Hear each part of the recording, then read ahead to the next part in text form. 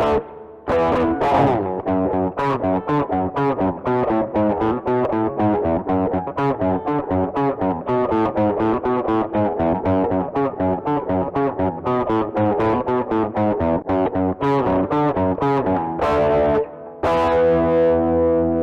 on the Struggling Guitarist, I'm going to struggle through Randy Rhoads' Crazy Train riff. Let's get started. Ooh. So here is a classic riff. I would argue it's one of the most well-known and one of the first songs most rock guitarists want to learn to play. We're of course talking about Crazy Train by Ozzy Osbourne and Randy Rhoads. Did you know that most of the guitar solos that Randy recorded with Ozzy were doubled? This means he played every note of his difficult solos at least twice. Anyway, we should get started with this amazing song. So this song starts with a cool bass line we're going to emulate here. So we're going to start down here on an F sharp, which means that we're going to take our index finger and we're going to go down on the second fret of the big string here, and our two smaller fingers here are going to go on the fourth and fifth strings here on the fourth fret, and we're going to play that twice. Then without changing strings, we're going to scoot down to the 5 and the 7, and we're going to do a double E. We're going to do two E's here. And then we'll slide down over here. So we're now back on the second fret, and we're going to play the open and the twos, and do that twice. Then we're going to go back up to that F sharp.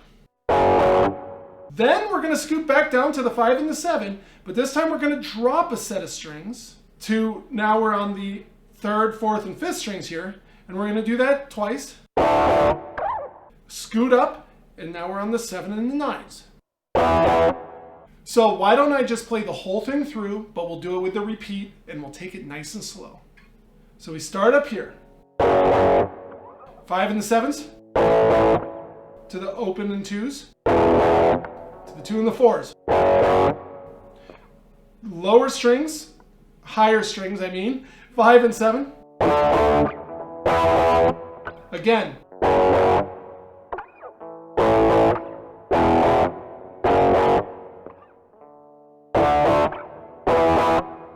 Now, right here, Randy or someone does a pick scrape.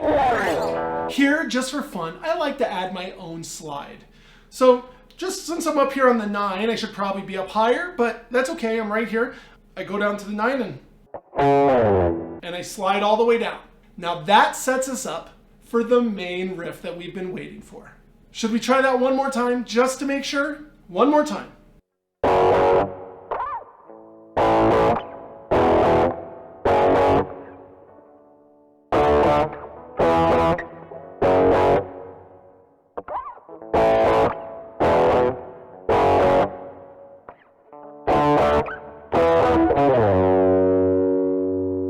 Now let's tackle the main riff.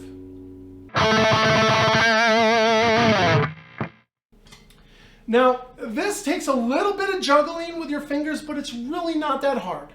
You are going to be on basically 2 strings from the 2 to the 5 here.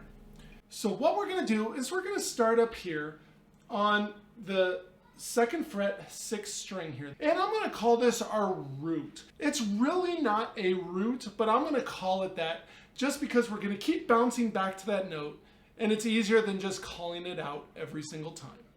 What we're going to do is we're going to start up here on this root, the 2nd fret 6th string, and we're going to play that twice. Then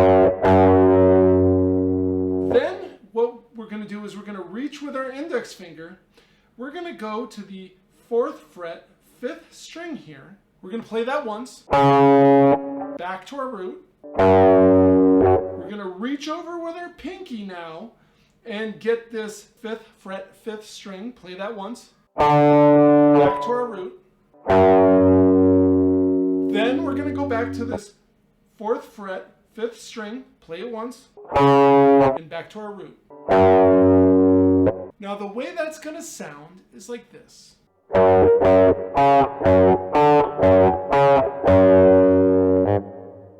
So staying on the same fret, we're going to scoot down a string to the 5th string here. We're going to play that once. We're going to play an open on that same string. We're going to reach up with our ring finger onto the 4th fret, the 6th string there. Then we're going to go back down and we're going to play the open of the 5th string. Then we're going to start it again, doing that same piece, but this time on the 2nd ending, we're going to play one different note. So to start it again, we would be. So this time we go 2, open, 4. We're going to play the open of the 6th string here. That's the one difference. So the two of them sound like this.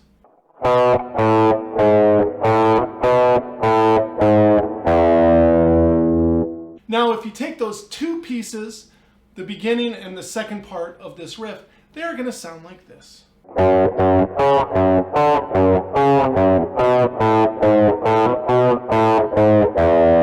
And then you would repeat for a total of 4 times.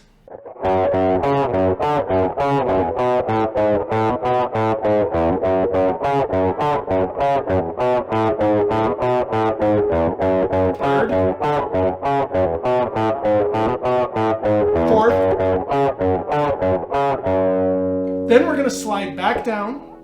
So we're now here at the 3rd, 4th, and 5th strings here on the 5th and 7th frets. Do one strum, scoot up to the 7 and 9s. That is the riff. That is the entirety of it. So should we try the whole thing one more time? Let's do it. We'll keep it nice and slow, but we'll take it up a little bit faster just so we can practice it.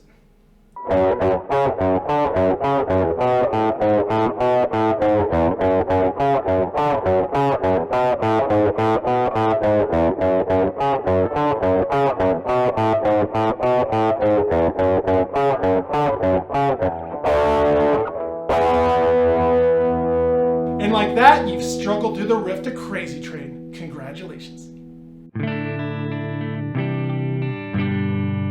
So thanks for helping me struggle through the riff to Crazy Train today. This is amazing stuff. And it's such a fun little riff. It takes a little bit of dexterity. It's not too hard, but it's good fun. You actually feel like you accomplished something here. I do love doing whole songs. I think that's important. But every now and then, learning just a fun riff that you can whip out at any time is just fantastic and a bit of an ego booster. Anyway, thank you for hanging out with me today. Thank you for tuning in and playing along. Hit the like and subscribe button, and I'll see you next time on The Struggling Guitarist. Then we're going to go back up to that 2nd fret, 1st big string, blah, 6th string, blah, blah, yeah.